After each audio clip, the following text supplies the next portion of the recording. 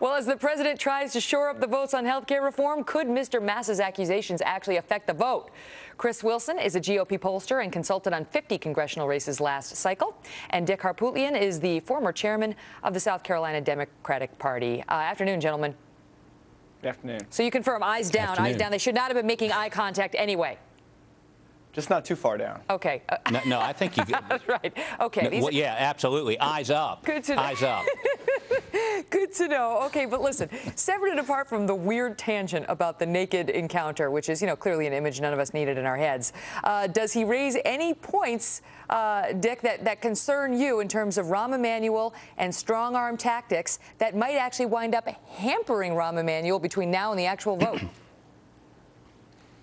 No, I think this guy has clearly come unhinged. Remember, last Wednesday, he was resigning because of cancer. Thursday, it was because of salty language. Friday, he was resigning because of an ethics investigation. And then finally, on Saturday, it had something to do with health care. And today, it's Rahm Emanuel's the devil's spawn.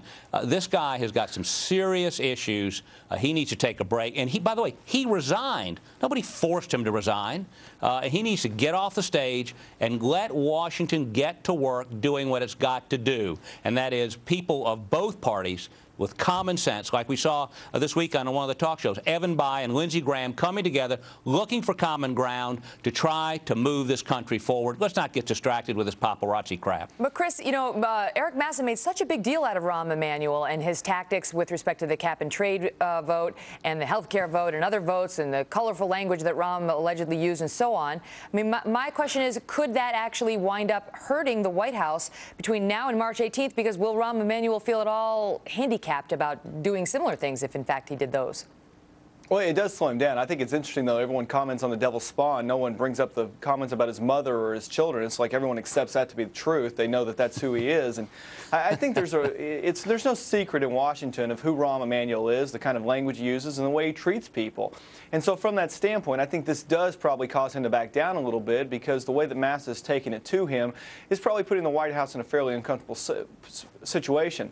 But that having been said, there's an old saying, not to continue too much about the locker room conversation, when someone's standing around urinating on their own leg, you don't get between them and their leg. And that's sort of what you see happening here with the Democratic Party.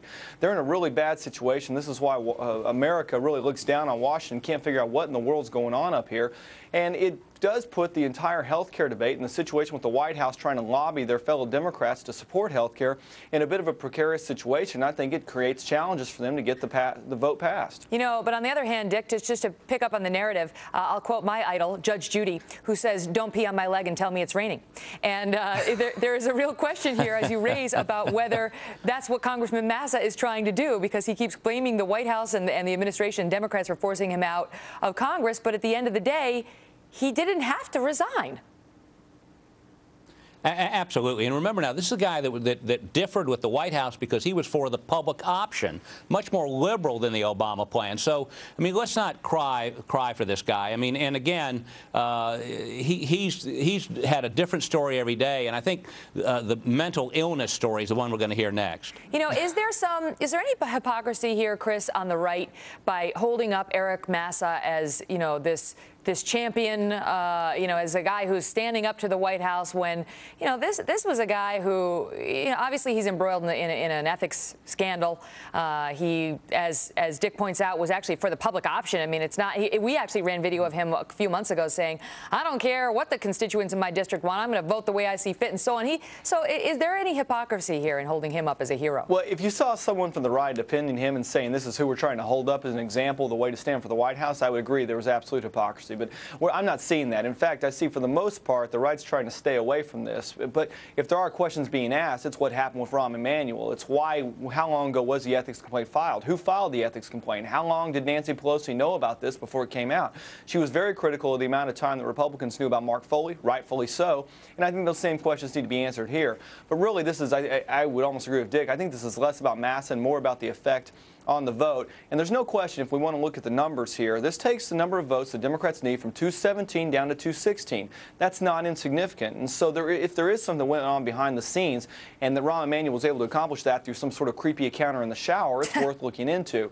But I don't want to make it out as if this is about Massa. It's about health care. Dick, are you concerned at all? I mean, as a Democrat, are you concerned at all about Massa's descriptions of Rahm's behavior? And it's not just Massa, let's be honest. I mean, the reports about Rahm Emanuel's strong-arm tactics come from both sides of the aisle and have for a while. Well, I mean, I think that a lot of things go on behind the curtain in in the land of Oz. I grew up with Lee Atwater here in South Carolina. I knew Lee well, and I knew his tactics and how tough he was. And I've known Rahm since '92 in the Clinton campaign. He's one tough guy, but he's the guy you want in the foxhole with you. He's the guy you want fighting for you. And if people in Washington are so sensitive that a little tough language is going to drive them to resign, my goodness gracious, what happened to the Strom Thurmonds and the Fritz Hollings and the tough guys?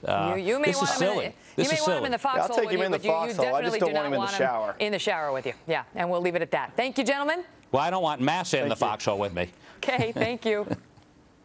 I don't know. Gentlemen watchers, did they state the rules accurately? You tell me. This is something women do not need to worry about.